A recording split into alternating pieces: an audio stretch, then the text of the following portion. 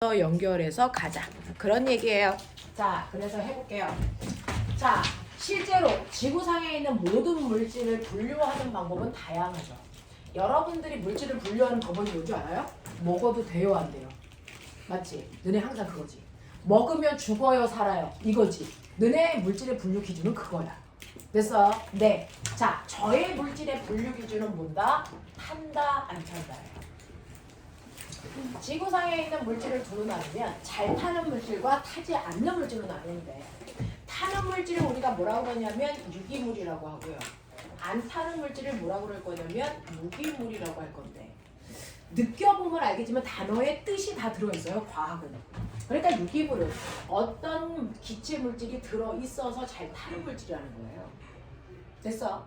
거기에 비해서 무기물은 그 기체 물질을 가지고 있지 않기 때문에 안 타는 물질이라는 얘기예요. 그러면 여기에서 포함한 그 얘기하는 저 기체 물질이라는 게 뭘까? 저게 바로 탄소입니다. 됐어? 그러니까 탄다와 안 탄다를 나누는 기준은 바로 탄소의 포함 유무라고요. 탄소를 포함하고 있는 아이들이 탄소 때문에 잘 타요. 근데 탄소를 포함하고 있지 않은 아이들은 탄소가 없어서 안 탄다는 겁니다.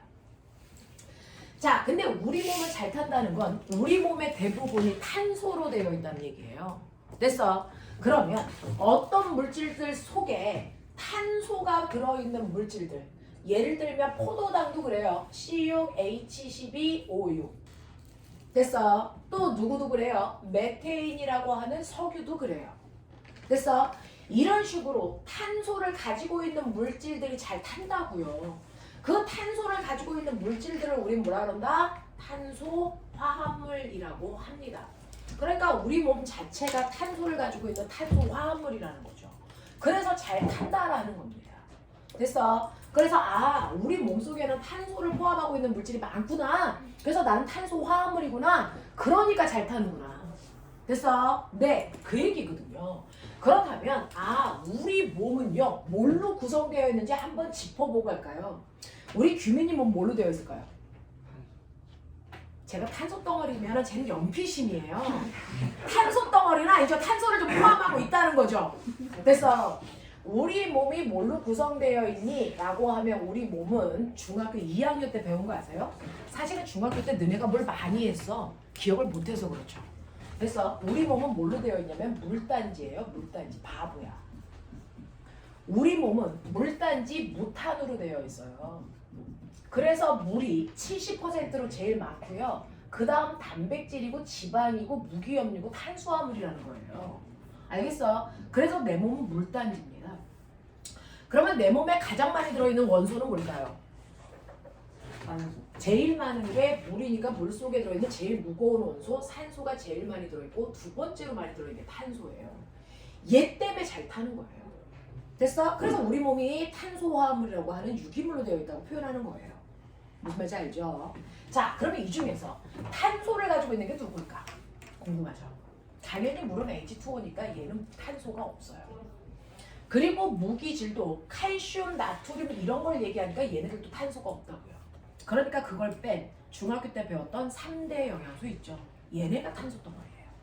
됐어? 그래서 우리가 중학교 때 배웠던 3대 영양소라고 하는 얘네들은요. 바로 탄단지를 얘기하는데 얘네들이 대표적인 탄소를 포함하고 있는 탄소화합물인데 중학교 때 배운 거 기억나요? 얘네를 먹으면 모두 다 뭘 발생시킨다? 이렇게까지 무식해라. 자, 3대 영양소를 먹으면 우리 몸에 뭐가 생긴다? 에너지가 생긴다. 그 이유가 뭐다? 3대 영양소는 에너지를 만들 수 있는 원소를 포함하고 있다. 그 에너지를 만들려면 적어도 몇 개의 원소가 있어야 된다? 3개. 누구? 초. 됐어? 그중 단백질은 초에서 촌이라고 하는 질소 하나를 더 가지고 있을 뿐 에너지를 만드는 초라는 원소를 가지고 있다. 그래서 탄단지가 탄소를 포함하고 있는 탄수화물이에요. 탄소화물이에요. 됐어? 이렇게 된다는 거예요.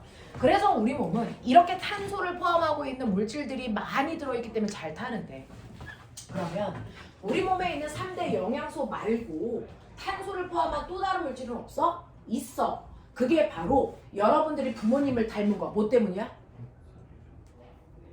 네가 엄마를 왜 닮니? DNA라고 하는 유전물질 뭐 때문이니? 핵산 때문이지. 이 핵산인 DNA와 RNA에도 뭐가 들어있다? 탄소가 들어있다. 그래서 우리 몸에 중요하다라고 하는 이런 아이들이 싸그리 다 탄소를 포함하고 있단 말이죠. 그래서 물과 무기염료를 뺀 나머지가 다 탄소를 포함하고 있는 탄소 화합물이에요. 그래서 이렇게 된다고. 그 중에서 그냥 상식 하나하나 밟고 가자. 실제로요, 여러분들 단백질이라고 하는 물질은요, 기억하세요? 단백질이라고 하는 건 어떤 물질이 결합하면 단백질이에요? 그렇죠. 그러니까 단백질이라는 건 아주 입자가 복잡한 물질, 그걸 멋진 말로 우리가 뭐라 그럽니까? 고분자 물질이라고 해요. 근데 이 고분자 물질은 아주 입자가 작은, 그래서 작은 입자들이 빽빽하게 패턴으로 반복되어 구성되어 있는 거예요. 그러면 이 단백질을 구성하는, 됐죠? 마치 진주 목걸이의 진주 하나 같은 아이. 그래서 이거를 단백질을 구성하는 우리가 단위체라고 불러요. 그 단백질을 구성하는 단위체가 뭡니까? 이게 그 유명한 아미노산들이에요. 그래서 아미노산이 결합해서 단백질 된 거예요. 그래서 단백질의 단위체는 아미노산이에요. 그래서 그러면 이제 아는 척 계속 해보세요. 지방의 단위체는 뭘까요? 그렇죠.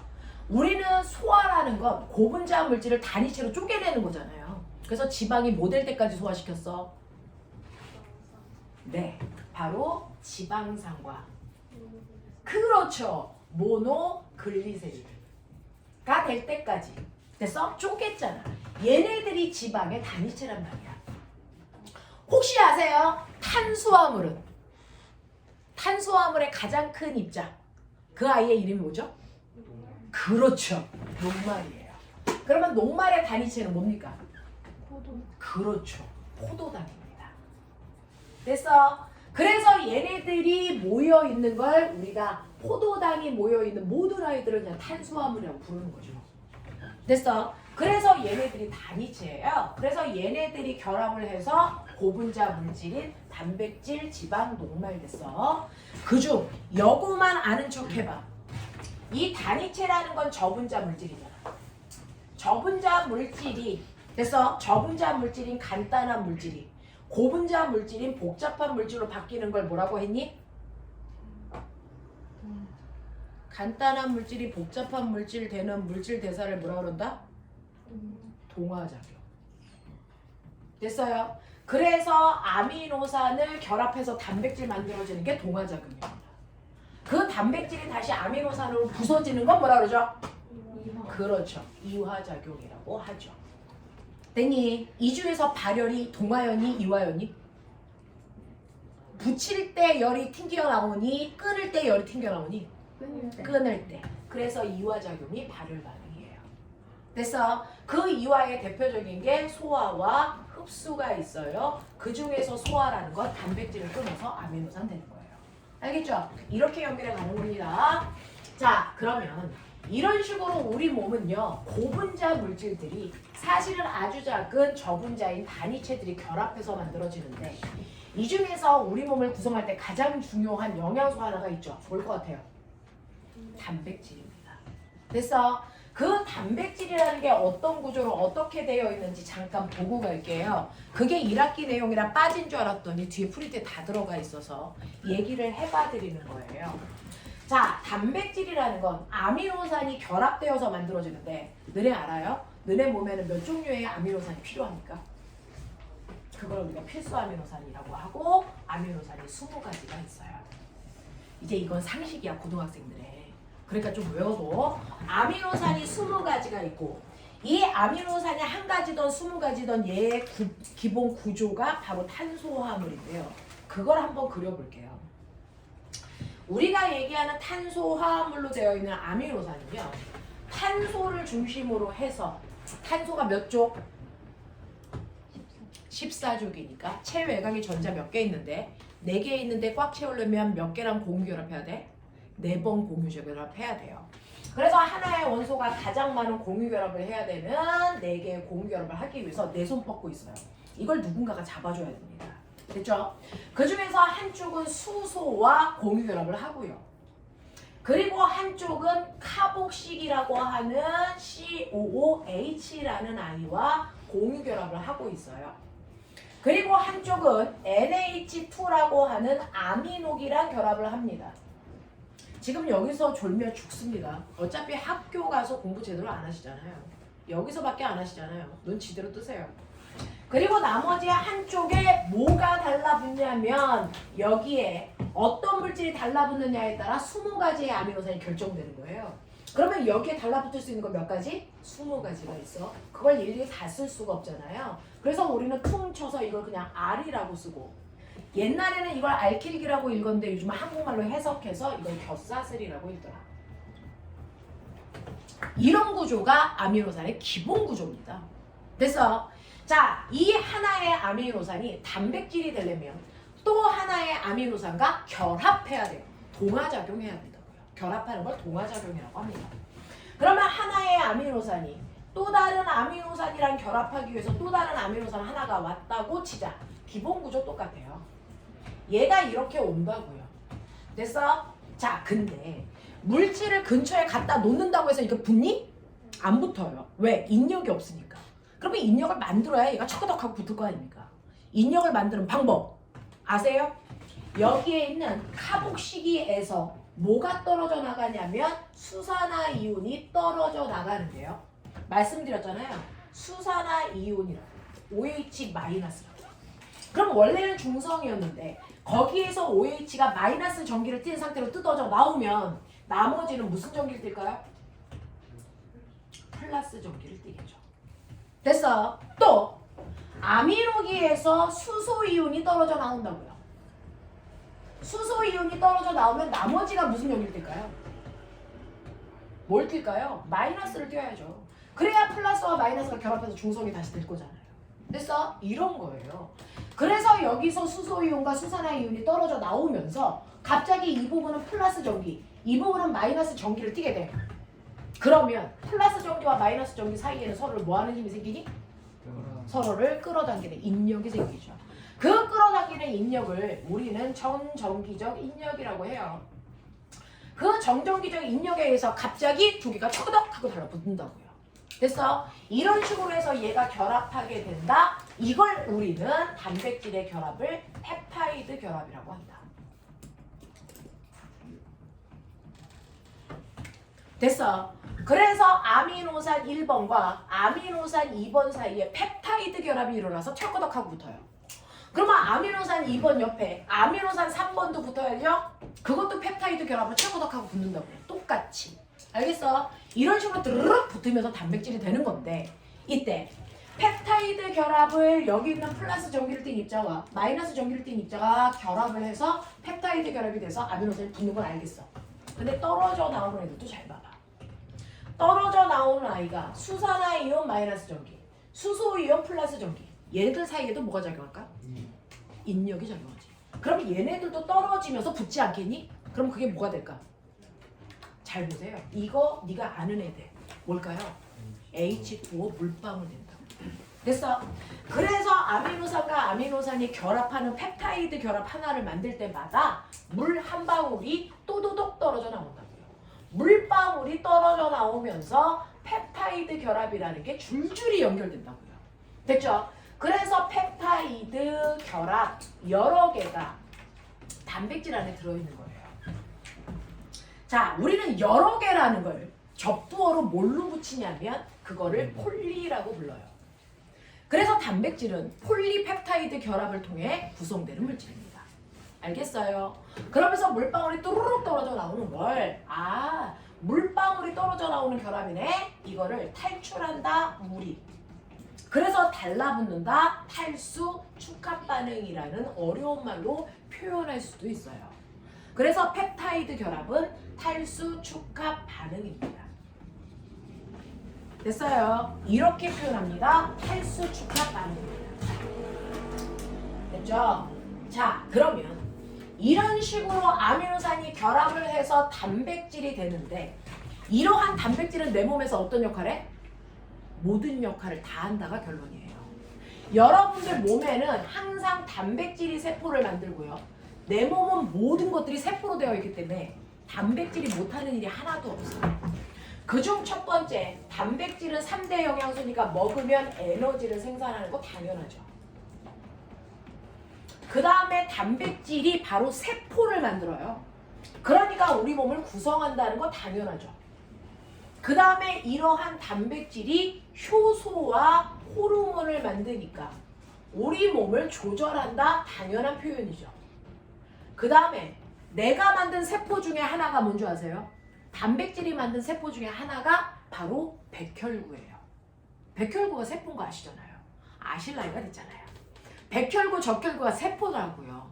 그 세포를 단백질이 만든다고요. 그러니까 백혈구 자체가 단백질인 건데 백혈구 무슨 역할을 할까요? 세균 들어오면 앙 하고 세균 잡아먹죠? 그 뭐라고 합니까? 식균작용. 알겠어요? 그걸 식균작용이라고 하고 이 작용을 통해서 우리 몸을 뭐한다? 보호하는 역할. 이따위 걸 단백질이 다 한단 말이죠. 됐어. 이렇게 아미노산으로 드르륵 연결되어 있는 단백질이 이런 일들을 하기 위해서 단백질이 여러 종류가 필요해요. 그러면 선생님, 단백질은 이 일도 해야 되고 이 일도 해야 되고 이 일도 해야 되고 이 일도 해야 되면 단백질의 종류가 엄청 많아야 되는데 단백질의 종류는 뭐가 결정합니까? 20가지의 아미노산 중 어떤 아미노산으로 결합되어 있느냐. 됐어. 그래서 단백질은 결합되어 있는 아미노산의 뭐요? 종류요. 작년에 나왔던 문제. 아미노산 중에 어떤 아미노산이 결합됐느냐. 와. 됐어. 그럼 선생님 1, 2, 3번이 결합됐어요. 그러면 이 단백질과 2, 1, 3 순서대로 결합됐어요. 이 단백질이 같은 단백질, 다른 단백질? 이게 달라요. 아미노산 1, 2, 3번을 쓴 건 똑같지만 붙인 순서가 다르면 단백질의 기능이 달라집니다.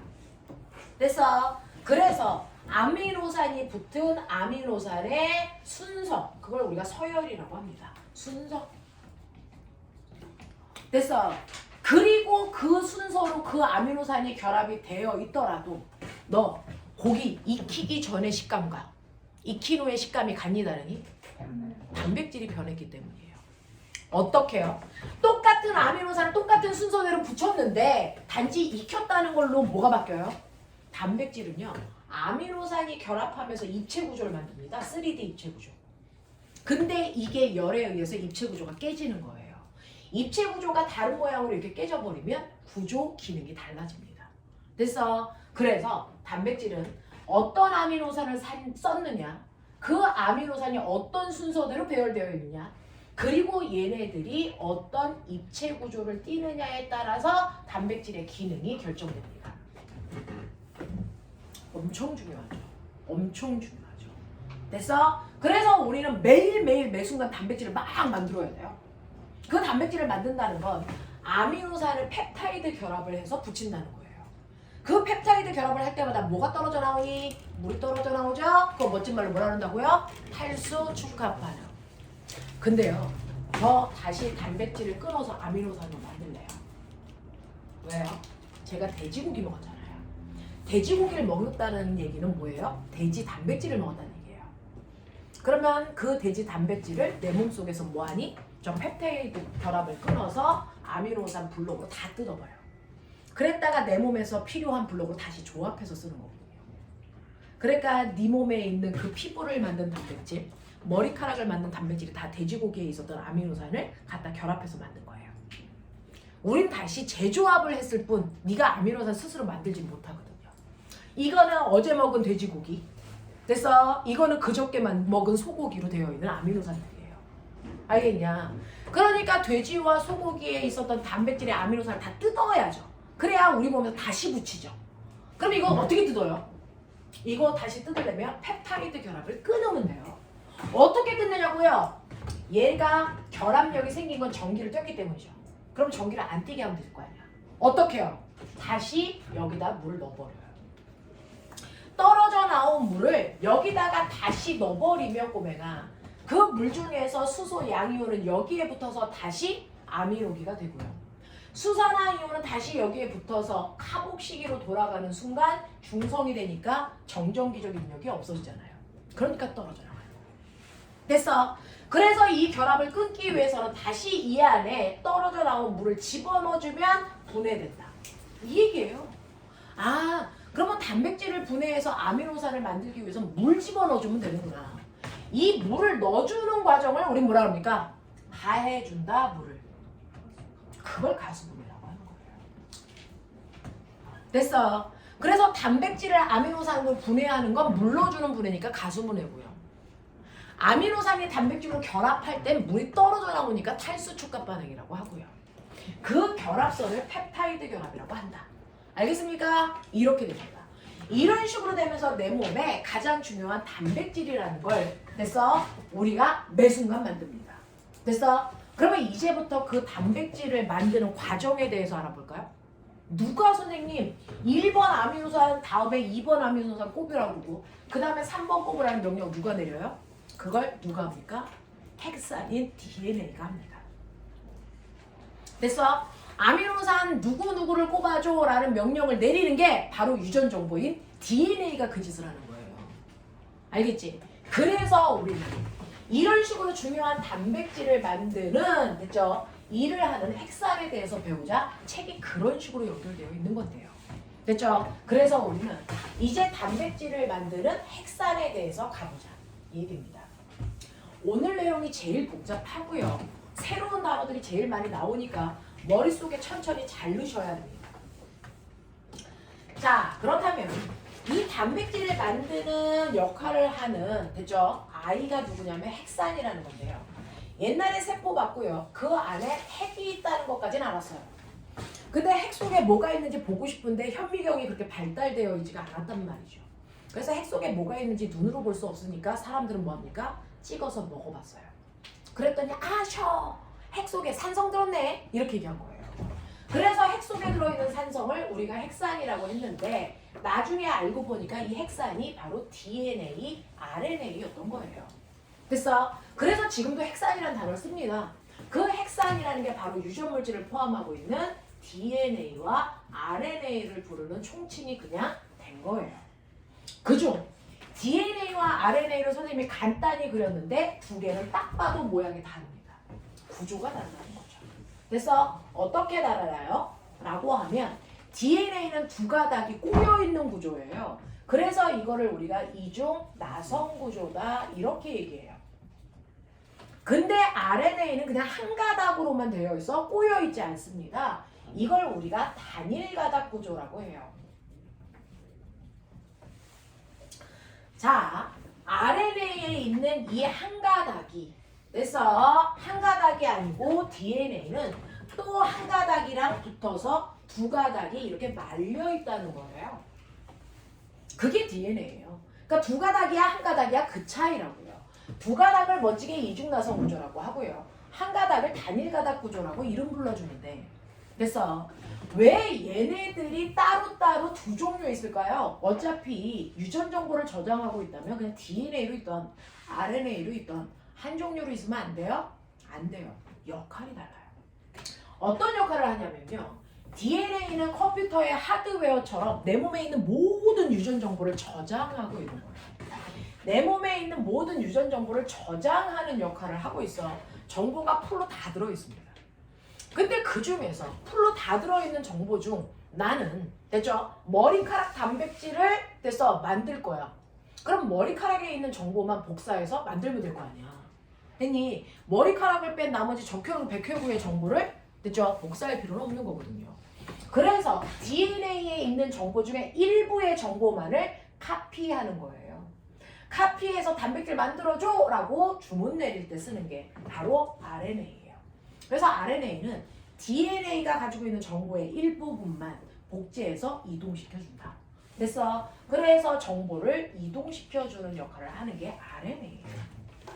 그래서 이 정보를 이동시켜주는 걸 트랜스 RNA, 그 정보를 저장하는 걸 메신저 RNA, 뭐 이런 식으로 해서 RNA에도 종류가 있는데 그 종류까지는 알 필요가 없는데 너네 프린트에 나와서 그냥 한번 해드린 거예요. tRNA, mRNA 이렇게 써져 있어요.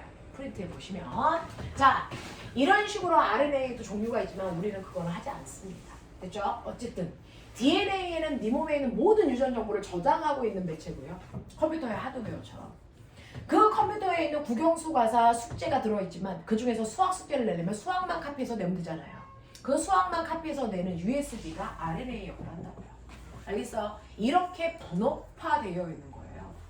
자, 그래서 역할은 분업화되어 있지만 기본 구조는 똑같아요. 됐어? 마치 단백질이 아미노산이라는 단위체로 되어 있는 것처럼 DNA도 RNA도 걔네들의 단위체가 있습니다. 기본 구조. 그 기본 구조가 인산, 당, 염기라는 거가 한 꼬치씩 꽂혀져 있는 이게 한 세트예요. 이게 한 단위체예요. 이걸 우리가 뉴클레오타이드라고 불러요. 뉴클레오타이드.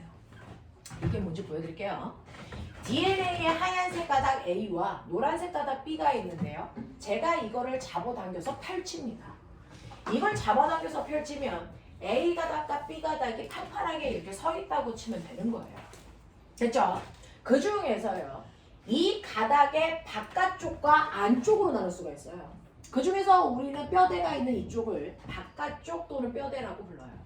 바깥쪽이라고 부르고요. 그리고 두 개가 결합하는 여기를 안쪽 또는 속이라고 불러요. 이렇게 구분해서 부르는데 이때 바깥쪽에서부터 이 순서대로 물질이 결합되어 있어서 인산, 당, 염기가 하나의 꼬치로 꽂혀져 있어요. 드르륵. 됐어요. 인산, 당, 염기가 한 꼬치가 쭉 꽂혀져 있다고요. 반대편에 있는 노란색 가닥도 뼈대에서부터 인산, 당, 염기가 이렇게 꽂혀져 있다고요.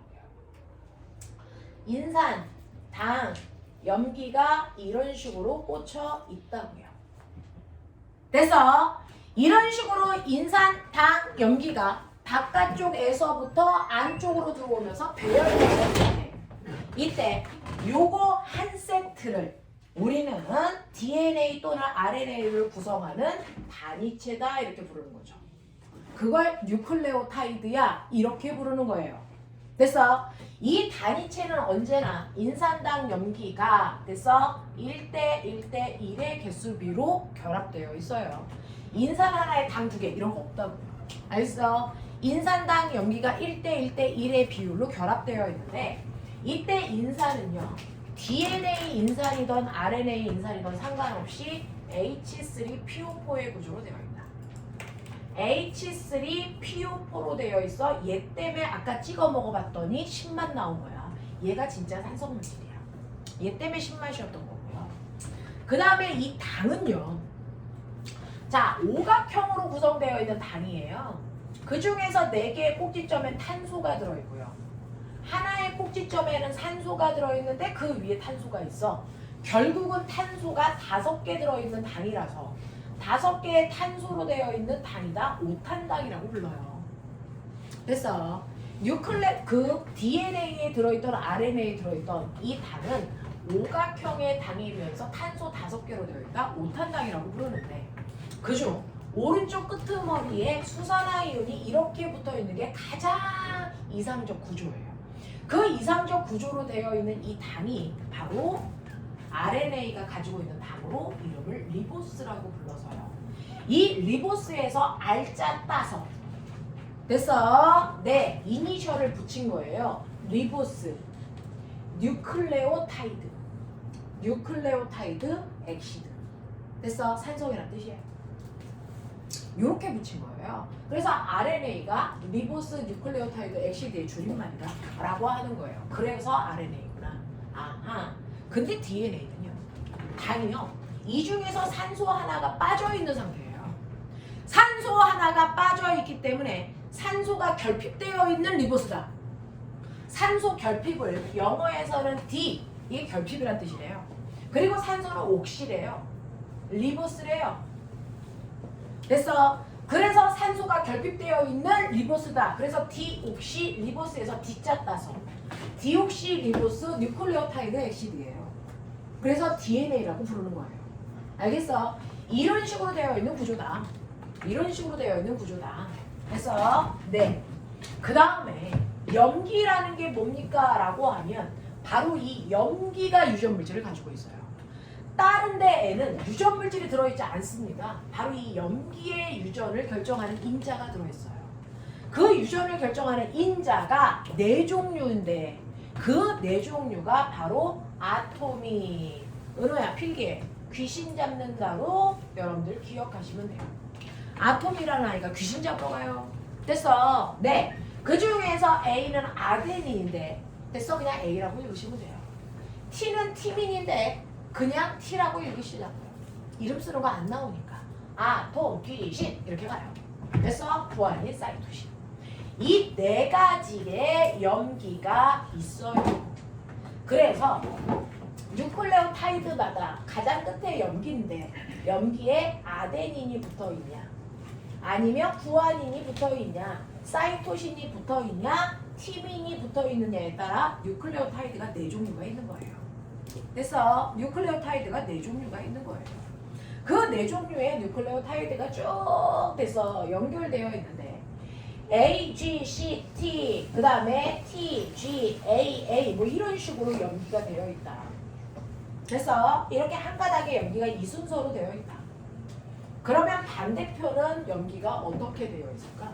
이거 안 봐도 알아요. 왜냐면 아데닌, 티민, 구아닌, 사이토신은 모양이 특이한 블록형이거든요. 그래서 아데닌이 이런 모양이면 티민은 이런 모양이라서 둘만 이빨이 맞아요. 아데닌하고 티민만 결합이 되는 구조예요. 아데닌하고 아데닌도 못 붙여요. 그래서 또 구아닌하고 사이토신만 이빨이 맞는 구조라고요. 그래서 얘네들만 결합을 해요. 그래서 이렇게 서로 모양이 맞아 서로 보완해서 결합할 수 있는 관계를 우리는 상호 보완적 관계, 줄여 그걸 상보적 관계라고 한다. 이러한 상보적 관계를 가지고 있는 염기들끼리만 결합을 할 수 있기 때문에 A 가닥에 아데닌이 있으면 B 가닥에는 반드시 티민이라는 거죠. 그래서 A 가닥이 구아닌이면 반대편은 반드시 사이토신이어야 되고 사이토신이면 구아닌, 티민이면 아데닌. 그래서 이렇게 붙을 수밖에 없어요. 그러니까 여러분들은 아톰, 귀신, 아톰 이렇게 붙이면 되잖아요. 그래서 이런 식으로 해서 반대편에 어떤 염기가 붙어 있는지는 한 가닥만 봐도 반대편 가닥을 우리가 예측할 수 있다. 왜? 염기는 상보적 관계를 가지고 있으니까. 알겠습니까? 이렇게 되는 거고요. 작년에요. 중앙고의 시험 문제였나? 아까 지훈이가 풀었으니까 지훈이 학교 어디야? 과천고 시험지네요. 과천고 시험지에 뭐 나왔었냐면요. 됐죠? 이 전체의 염기가 20개가 있대요. 염기가 20개가 있어. 그 20개 중에서 티민이 몇 개 있냐면 티민이 6개 있대. 그러면 나머지 아데닌, 구아닌, 사이토신이 몇 개 있어야 되니? 이거 찾아내라. 이게 서술형 문제였어. 전체 염기가 20개라고요. 됐니? 생각했어? 다 불러. 이거 몇 개? 6개. 이거 몇 개? 이거 몇 개? 4개. 이거 몇 개? 4개. 왜요? 티민이 있는 만큼 아데닌이 있어야 되겠죠. 그러니까 이게 6개면 얘도 몇 개여야 된다? 6개여야 된다. 상부적 관계니까. 됐어. 아데닌 옆에는 무조건 티민이 붙어야 되니까 아데닌만큼 티민이 있다고요. 됐어. 네. 그래서 6개고요.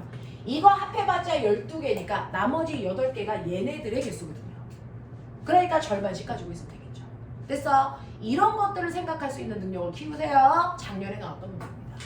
됐죠? 이렇게 되더라 라고 하는 상보적 관계라는 거 인정하시면 되는 거예요. 자, 근데 이거는 DNA의 염기잖아요.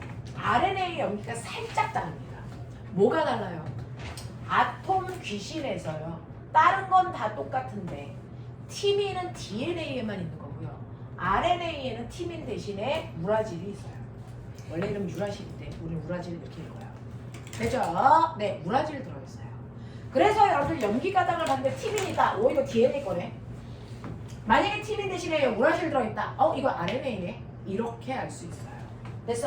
그래서 DNA에는 티민이 들어있고 RNA는 유라실이 들어있다. 티민이 있을 수 없다. 이렇게 되는 거예요. 그럼 선생님 얘네들이 유전 정보를 가지고 있는데 저 곱슬이에요. 선생님 곱슬이거든요. 곱슬이라는 정보는 누가 결정해요? 라고 하면 우리 몸에 있는 하나하나의 특징을 우리가 형질이라고 해요. 형질. 그 형질을 결정하는 건 그 형질에 맞는 아미노산을 드르륵 꼽아서 그래서 단백질을 만들었기 때문인데 그 아미노산 하나하나를 결정하는 게 누구예요? 1번 아미노산 불러와 2번 아미노산 불러와 이거 누가 결정하는 줄 아세요? 염기 3개가 하나의 아미노산을 지정합니다. 염기 3개가 하나의 아미노산을 결정하는 얘네들이 바로 여러분들 형질의 암호가 됩니다. 네가 그렇게 생긴 게 바로 염기 서열 때문이야. 그 중에서도 염기 3개씩이 하나의 아미노산을 결정하기 때문에 그걸 암호라고 한다. 그러면 암호는 염기 3개가 만드는 거구나. 그 염기 3개를 우리가 멋진 말로 뭐라 그럴까? 그걸 어떻게 한 놈도 배운 새끼가 없어? 염기 3개를 뭐라 그러냐? 3염기 서열. 이거예요. 염기 3개가 하나의 암호를 만들어 하나의 아미노산을 결정하는 거예요. 그 중에서 그래서 DNA가 가지고 있는 암호를 우리가 뭐라고 부르냐면 코드라고 불러요. RNA의 암호는 뭐라고 부르냐면 코돈이라고 불러서 그냥 구별할 수 있게 해주는 거예요. 그래서 RNA의 코돈은 어쩌고 저쩌고 DNA의 코드는 어쩌고 저쩌고 그래서 이렇게 얘기한단 말이죠. 그러면 제가 하나의 암호를 봤더니 그 암호가 선생님 A, G, C예요. 그러면 이 암호와 G, A, C라는 암호와 됐어? 네. 그 다음에 C, G, A라는 암호. 같은 암호, 다른 암호? 같은 암호, 다른 암호? 다른 암호예요. 염기 3개로 구성되어 있는 하나의 암호가 그래서 어떻게 결정되냐면 어떤 염기가 들어있어 이것도 중요하지만 걔네가 어떤 순서대로 서 있어? 이 서 있는 순서가 중요해요. 아데닌이 1번 그 다음 구안이 사이토신 됐어? 근데 여기에 1번은 구안이잖아요. 이 서 있는 순서가 중요합니다. 됐어? 그렇다면은 RNA의 염기 4개로요 만들 수 있는 암호의 종류 몇 가지일까요? 만들 수 있는 암호의 종류 몇 가지일까요? 만들어봐. 못 만들면 수학학원에 다 전화 돌릴 거야, 새끼들아! 경우의 수잖아, 경우의 수! 몇 가지? 몇 가지? 아까 8가지부터 쭉 나왔어. 8개예요, 12개예요, 애들끼리 싸웠어. 몇 개일까? 그렇죠. 64가지예요. 64가지인데요. 그 중에서요. 암호를 만들려면 3칸을 채우면 되거든요. 그러면 하나의 암호가 되는데 첫 번째 칸에 올 수 있는 종류가 아톰 귀신 4개예요. 그 4개 중에 하나 오면 돼요. 신났다 우리 언니 그거 하나 맞춰. 두 번째 올 수 있는 것도 아톰 귀신 4개 중에 하나 올 수 있어요. 그래서 여기 올 수 있는 거 4가지죠. 여기에 올 수 있는 것도 4가지라서 얘네들이 결합했을 때 경우의 수는 4의 3승이죠. 그래서 64가지예요.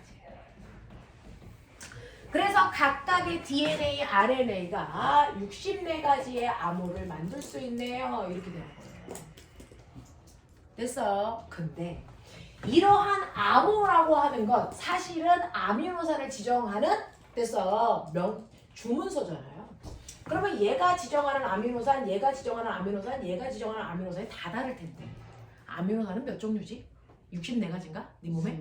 아까 얘기했죠? 몇 가지라고 했어요? 20개요. 암호는 무려 64개나 만들었는데 얘네들이 돼서 작대기 꼽아야 되는 아이인 아미노산은 겨우 몇 개밖에 안 돼? 20가지밖에 안 돼.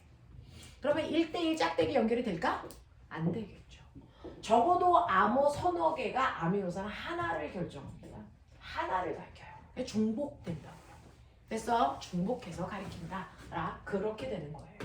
그래서 이런 식으로 해서 우리가 암호를 만들어서 그 암호대로 여기에 써져 있는 주문서대로 아미노산을 순서대로 꼽아요. 얘는 아미노산 1번을 얘기해. 그러면 아미노산 1번을 먼저 가져오고요. 얘는 아미노산 3번을 얘기해. 그러면 그 다음에는 아미노산 3번을 꼽게 돼요. 그 다음에 얘는 아미노산 10번을 얘기해. 그럼 그 다음에 아미노산 10번을 꼽아요. 와, 그랬더니 곱슬머리 됐네? 이렇게 되는 거예요. 됐어? 이런 식으로 해서 우리 몸에 만들어지는 거란 말이에요. 자, 그러면 이런 식으로요. DNA와 RNA가 있는데 그 중에서요. 저는요. 어떤 일을 해야 되냐면 사실은 이렇게 하나의 세포 속에는 핵이 들어있고 그 핵 속에 DNA가 이렇게 들어있는데 우리는 세포 분열을 하잖아요. 그래서 선생님이 지금도 키가 커지고 있는데 됐어? 세포수가 증가하고 있다는 거예요. 하나의 세포가 왜 갑자기 조용해져? 반응을 그냥 해. 욕할 거만 하라고. 이 새끼들이 미쳤나? 가만히 이게 더 나빠. 하나의 세포가 여러 개로 쪼개지는 세포 분열 중학교 3학년 때 배웠단 말이죠. 이 세포 분열을 하려면 이 세포 안에 있는 유전 정보를 어떻게 똑같이 복사해서 줘야 되겠죠. 반반씩 주지 않아요. 똑같이 복사해서 줘야 된다고요. 그러면 하나의 DNA가 몇 개의 DNA로 나뉘어져야 돼? 2개의 DNA로 나눠져야 되겠죠. 그러면 하나의 DNA가 DNA 2개로 자기 몸을 복제해야 돼요. 됐어? 그러니까 우리 몸에서는 대단히 빠른 속도로 DNA가 자기와 똑같은 DNA 여러 개를 만드는 복제도 하고요. 됐어? 그리고 주문서를 보내서 단백질을 만들기 위해서 DNA가 RNA를 만드는 일도 해야 되는데 이건 전사라고 불러요. 왜냐면 이 새끼 가서 죽을 거거든요. 전사당할 거거든요.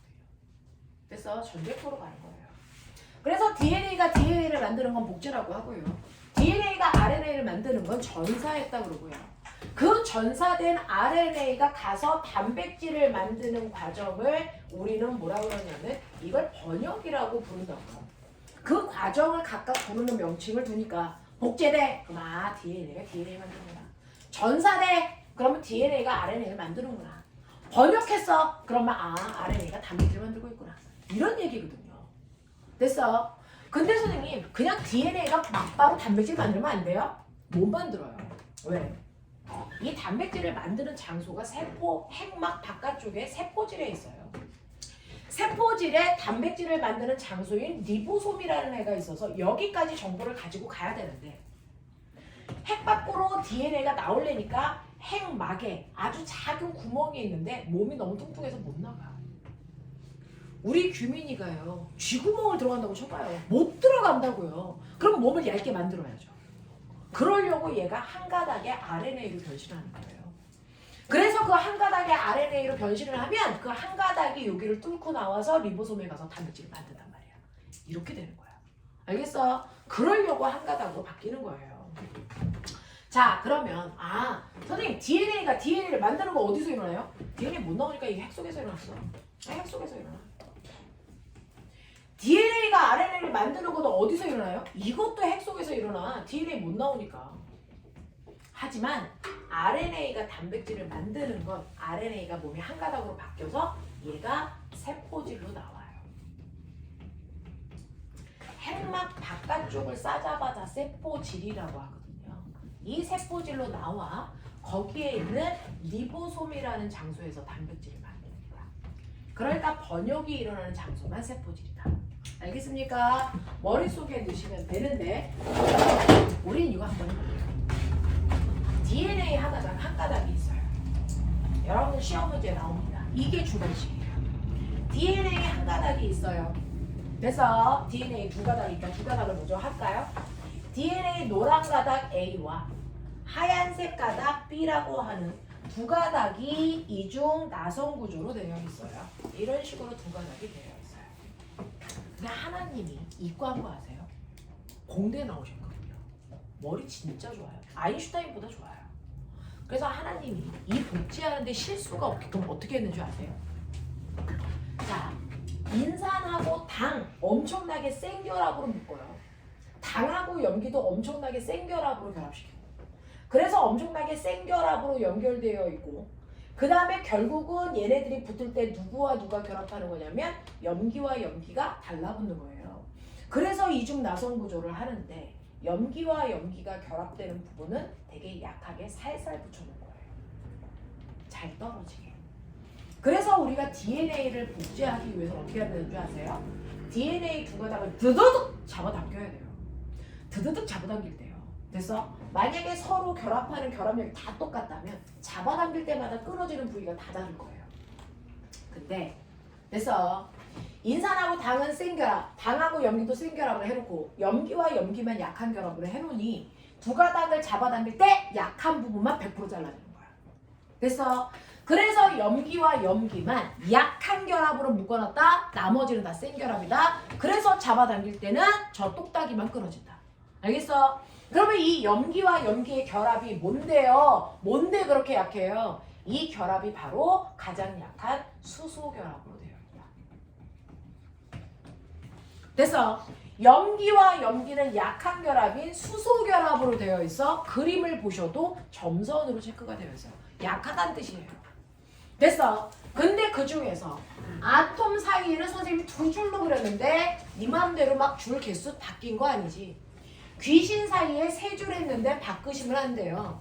왜요? 아톰은요 수소 결합인데 수소 결합을 두 번 합니다. 그래서 얘는 이중 수소 결합을 해요. 근데 귀신은 수소 결합을 하는데 삼중 수소 결합을 한다고요. 그러면 당연히 약한 결합이 있긴 해도 두 손 잡는 거랑 세 손 잡을 때 세기는 다르겠죠. 누가 더 셀까요? 그나마 삼중 결합이 더 세겠죠. 됐어? 그러니까 귀신 사이가 더 세게 서로를 잡아당기고 있단 말이죠. 그럼 더 세게 잡아당기면 구안인하고 사이토신의 간격은 뭐 할까요? 좁겠죠. 됐죠? 근데 아데닌과 티민 사이의 간격은 뭐 할까요? 멀겠죠. 그러니까 여기는 아데닌과 티민이 멀리 떨어져 있는데 구안인과 사이토신은 달라붙겠대. 그러니까 얘네들의 간격이 달라. 어떤 애는 멀리 있겠대, 어떤 애는 가까이 있겠대. 그러면 이 뼈다귀가 똑바로 서 있을 수 있겠니, 없겠니? 없어요. 안에 있는 애들이 잡아당기는 힘이 달라요. 그래서 어떤 애들은 세게 잡아당기니까 안쪽으로 들어가려고 그러고요. 어떤 애는 약하게 잡아당기니까 밖으로 나가려고 그런다고요. 그러니까 똑바로 일자로 서 있을 수 없어. 걔네들이 꼬인 거예요. 그래서 이중 나선 결합을 하는 거예요. 됐죠? 그래서 이중 나선 결합은 염기 사이의 결합력의 세기가 다르기 때문에 똑바로 서 있을 수가 없다. 그래서 꼬인 거라. 됐어? 이런 얘기예요. 자, 아데닌과 티민은 2중, 구안인과 사이토신은 3중인데 어쨌든 얘네들은 수소 결합이라 약해서 잡아 드르륵 당기면 염기 부분이 정확하게 똑딱이처럼 끊어진다. 그래서 A라고 하는 노란 가닥이 한쪽으로 가고요. B라고 하는 하얀색 가닥이 또 한쪽에 오겠죠. 그러면 얘네들이 이렇게 뜯기는 순간 바로 짝꿍을 만들려고 합니다. 그래서 A는 자기 몸에 B라는 아이를 만들어 붙이고요. B는 자기 몸에 A라는 애를 갖다가 붙이는 DNA 복제가 일어나죠. 그래서 이렇게 되는 순간 됐죠? 원래는 한 덩어리였던 게 똑같은 거 두 개가 생기잖아요. 이게 바로 DNA 복제예요. 그래서 이런 식으로 해서 DNA 복제가 되는 겁니다. 자, 그러면 복제가 되는 과정은 보여드렸으니까 정말 복제해볼까요? 이중. 그래서 A라는 한 가닥만 우리한테 줍니다. A라는 한 가닥의 염기 서열이 어떠냐면 꼬맹아 이게 바로 I, A, T, D, G, G, C 그 다음 뭐라고 쓸까요? T, A 뭐 이렇게 되어 있다고 치자. 그러면 얘가 만드는 옆에 있는 B 가닥은 어떤 염기를 가지고 있는 아이가 와야 될까? 불러. T, A, A, C, C, G, A, T 이렇게 만든다고요. 이게 DNA 복제라고. 됐어? 이런 식으로 해서 드르륵 달라붙는 DNA 복제를 해요. 그래서 여러분들 보시는 것처럼 A가 바로 B라는 DNA를 복제하는 과정을 보여드린 거예요. 됐어? 근데 이렇게 해서 복제한 B가 요번에는 DNA가 DNA를 복제했더니 요번에는 복제된 B가 나 RNA 만들 거야. RNA를 만든대요. 다시 말해 이거 뭐 한다고? 전사한대요. 그러면 B라는 DNA 가닥이 RNA 가닥을 만들자. 준비됐어? 그래서 이 가닥은 RNA 가닥이에요. 요거 만드는 전사할 거예요. 불러. 요거 뭐니? A, U, U, G, G, C, U, A. RNA에는 절대로 T 들어가면 안 된다. 그 자리에 U 넣어야 된다. 됐어? 그런 식으로 해서 B 가닥이 RNA를 전사했어요. 그러면 이제 이 한 가닥이 핵막 밖으로 튕겨나갑니다. 핵막 밖으로 튕겨나가 리보솜한테 가서요. 리보솜이 어떻게 생겼는지 아세요? 카드 단말기처럼 생겼어요. 진짜. 세포질에 있는 리보솜이라는 아이가 이렇게 카드 단말기처럼 생겨서 가지고요. 핵막을 빠져나온 RNA가 자기 몸을 마치 카드처럼 여기에다 긁어요. 그러면 얘에 있는 유전 정보를 리보솜이 읽습니다. 그래서 이게 순서대로 훅 하고 지나가는 순간, 야, 손님이 모달란다! 주문했으니까 주문대로 아미노산 가져다가 꼽습니다. 그래서 단백질을 만듭니다. 그러면 여기는 아미노산 몇 개 정도가 들어있을까요? 여기에 세봐. 아미노산 몇 개 정도가 들어있을까요? 이 병신 듯이. 아미노산은 염기 몇 개가 주문한다 그랬어? 그럼 3개씩 묶어. 하나, 둘, 이거 3개 되니 안 되니? 안 되죠. 버려. 여기 아미노산 2개 정도가 들어있는 거야. 알겠어? 네. 그래서 첫 번째 AUU가 지정하는 아미노산 가져와서 꼽고요. 됐어? 그 다음이 GGC가 지정하는 아미노산 갖다 꼽아서 2개의 아미노산을 쭈루룩 이렇게 연결시켜 놓는 겁니다. 알겠냐? 이 과정이 번역입니다. 이게 여고가 시험 범위 마지막, 이게 바로 유전 정보의 뭡니까? 흐름이라는 겁니다. 그러니까 앞에 있는 1학기 내용이나 뒤에 있는 2학기의 마지막 내용이나 너무 똑같은데 조금 더 들어가고 덜 들어가는 약간의 차이만 있을 뿐이에요. 그래서 과천도 맨 뒷부분에 있는 부분은 풀어두는 게 좋다. 132페이지가 있고요. 여고도 맨 앞에 있는 61페이지를 푸는 게 훨씬 낫다. 알겠어? 그래서 이 둘을 다 풉니다. 여러분들. 그렇게 하는 게 더 납니다. 됐죠? 그래서 여기까지를 너네들은 다 해두는 게 맞다. 132페이지. 130 어디예요?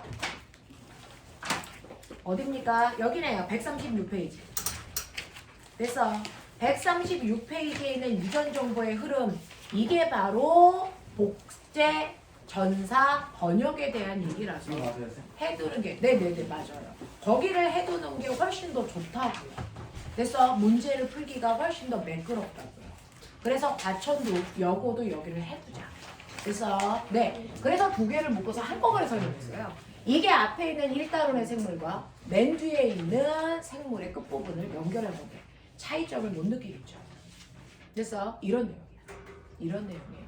그래서 여고와 가천고의 생물 부분을 동시에 끝내드렸어요. 되겠냐? 하겠습니까? 오케이. 자, 그러면서 여고만 들으시면 돼요. 여고만 하나만 살짝 드릴게요. 자, 가천고는 자기 거 문제 살짝 풀고 있고요. 그 다음에 규민이는 들으세요. 어디까지가 시험 범위? 너 생물. 일단은 전체가 시험 범위. 그러면 뒤에 있는 2학기 생물도 나간다 그러잖아. 아, 안 나와. 거기는 안 나가? 네, 그냥 일단은 전체. 네, 그럼 너는 안 들어도 돼요. 자, 네. 화장실. 네, 빨리 갔다 올게요.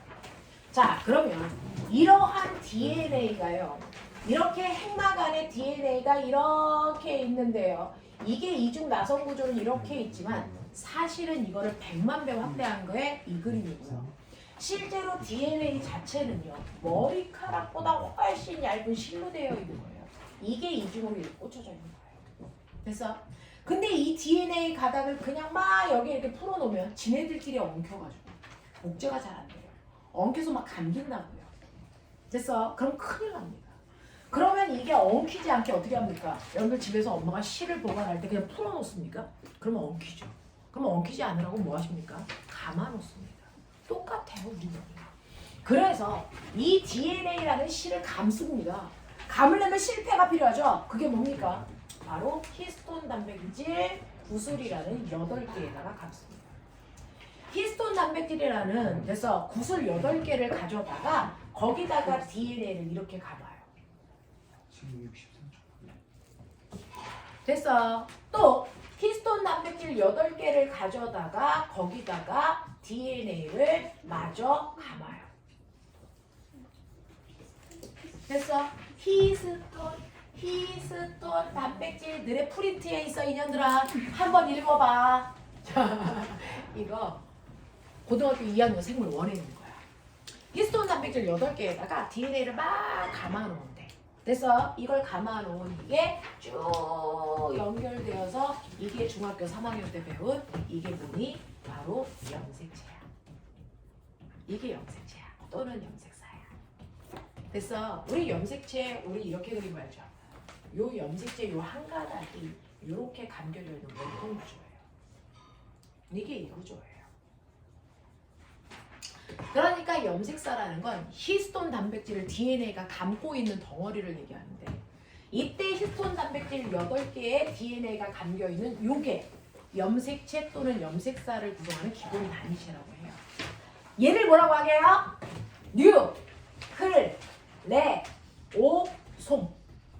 얜 뉴클레오타이드, 얜 뉴클레오솜. 학교 프린트에 있어서 해드린 거예요. 원래 하고 싶지 않았어요, 저도요. 자, 그래서 헷갈리지 않게 머릿속에 넣으세요. 헥산을 구성하는 기본 단위가 뭐예요? 뉴, 클, 레, 오, 타, 이, 드. 염색사 또는 염색체를 구성하는 기본 단위가 뭐예요? 이게 바로 뉴, 클, 레, 오, 솜. 됐어? 뉴클레오타이드는 뭐예요? 이건 인산, 당, 염기가 1대1로 붙어있는 구조를 얘기하는 거고요. 뉴클레오솜은 뭐예요? 이거는 히스톤 단백질을 DNA가 감고 있는 구조예요. 해! 더럽게 복잡하지? 여기까지가 너네 프린트에 나와 있어요. 이렇게 너네가 학교 프린트를 갖다 주면 제가 더해야 되는 것과 덜해야 되는 걸 판단할 수 있어요. 그러니까 학교 프린트를 갖다 주셔야 돼요. 그렇죠? 그래서 요거의 생물 프린트를 제가 어제 받았거든요. 그래서 그거를 보니까 이런 얘기들이 들어있어. 그래서 여기까지 해드린 거예요. 시험에서 어디까지 문제로 뽑아내실지 모르겠지만 요건 되게 좋았어요. 뉴클레오타이드, 뉴클레오솜 되게 헷갈리죠. 그러니까 오지선다 형에 그래서 헥산을 구성하는 기본 단위가 뉴클레오솜이다? 틀렸죠. DNA 그 염색사를 구성하는 기본 단위가 뉴클레오타이드다? 이거 틀렸죠. 그래서 네, 똥어 좀 정확하게 가리세요. 알겠죠? 이렇게 됩니다. 이렇게 됩니다. 그래서 여기까지가 요거의 생물 시험 범위. 납득이 되세요?